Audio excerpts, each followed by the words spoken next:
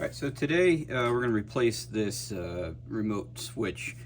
For our gas fireplace, when we first moved in, it has this, and it's supposed to have a remote. We don't have the remote.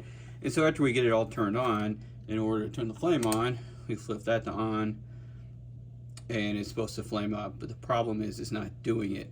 I've changed the batteries in this remote. I think it's just, or in this device, and if you want to do that, it's very simple. You just take that off, slide that up, and release the battery pack. Just easy to replace those batteries. I've done that and it's still not quite working. It'll turn on, then it'll flip off. It just has a lot of issues. So we're just going to go ahead today and replace it with a basic switch. So it's kind of goofy. Yeah, see, now that time it worked. The last time it didn't. Or I'll turn it on and then it'll just randomly turn off. So we're going to turn it off. Like I said, we're going to replace this with a basic switch. We're just got this, it's a lighted rocker switch. It doesn't need to be lighted because there's only 2 wires. We don't have a neutral for the light to turn on. But I couldn't find it at Home Depot. They only had the 1 to 3, so we just won't use that one, which is no big deal. So to do that, we're going to cut these wires and we're going to attach it to here. A few years ago, I picked up this off of Amazon, and it has just a ton of different connection pieces on it. Probably last me an entire lifetime. Probably last my kid, my son, his lifetime as well. But to get the right piece, we're just going to open it up, and we know that we need to fit these pieces back here. So if we unpack our switch here, and I'm just gonna kind of pick, a couple pieces off of here. I guess I'll just start kind of big with the yellow ones. We'll see if it fits on here, and it does. That fits nice. So we might go with that. But if we grab like the red one, they all should basically fit on these, except these pieces are usually just a little bit smaller.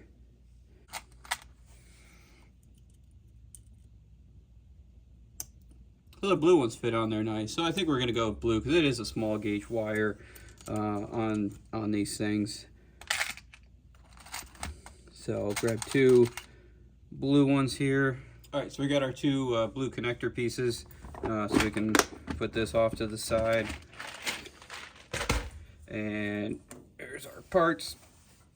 So basically, we are going to snip the wire, and we're going to toss that away. All right, we won't ever need that thing again. And then we need to split these wires. Depending on what tools you have, you can do it easily with several different tools. I used the little cutters here and just kind of stuck it in there and cut it. You could also use a utility knife or whatever. But once you have them split here, and it's just a matter of finding the right gauge. Sometimes it's trial and error to get to the right one. So on this one, it was looks like 16 gauge. So you snip those.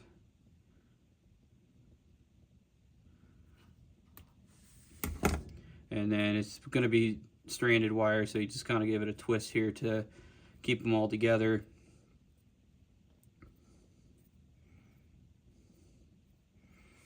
All right, and then you take your connector piece. We're just going to stick it in here, so it's inside that metal, and then grab a pair of pliers, and you just squeeze this.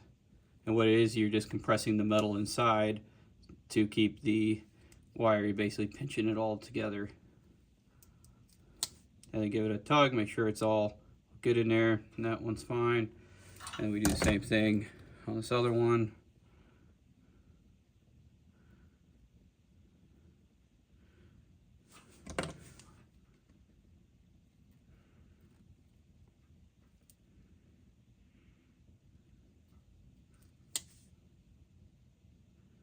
All right, that feels good. We should put some electrical wire around here. I don't have any on me right now. I'm gonna pause the video, go get some electrical tape so we can secure that on there. All right, so back, got some electrical tape here. So we're just gonna take off a piece.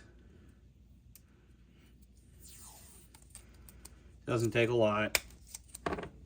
And we'll just tape and wrap this so that it's all together and secured.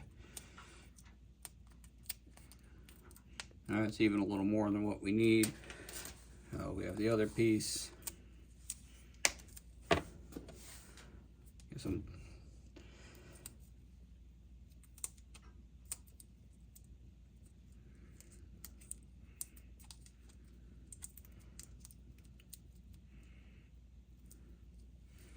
All right, so then we'll just connect these onto our switch here.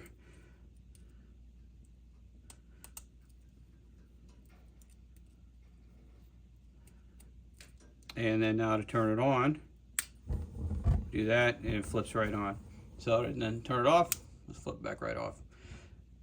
Try it again. It's perfect.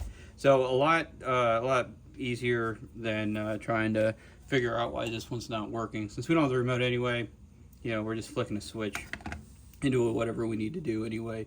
So this is a lot easier. If you did have a neutral, you could tie off the neutral there, but I don't. One last thing I am going to do is just protect those connections just a little bit. Not too worried about it, but never hurts to be extra safe. And I'm just going to wrap these. Now, if we wanted to get all fancy, I could, mount it somewhere or do something more with it, but I'm not all that worried about it for this. It's in our bedroom. It's hidden. Nobody ever sees it anyway. So that's going to be our switch going forward. We'll throw that other one away. And yes, we could get back there, release it, and just use the knobs to make everything work. But the switch is easier than messing with the knobs every time. So that is the quick and easy way to replace a switch that's not working with an easier switch. If you have any questions, comments, concerns on this, please leave them in the comments below. Hit like, subscribe, and all that, and we will talk to you soon.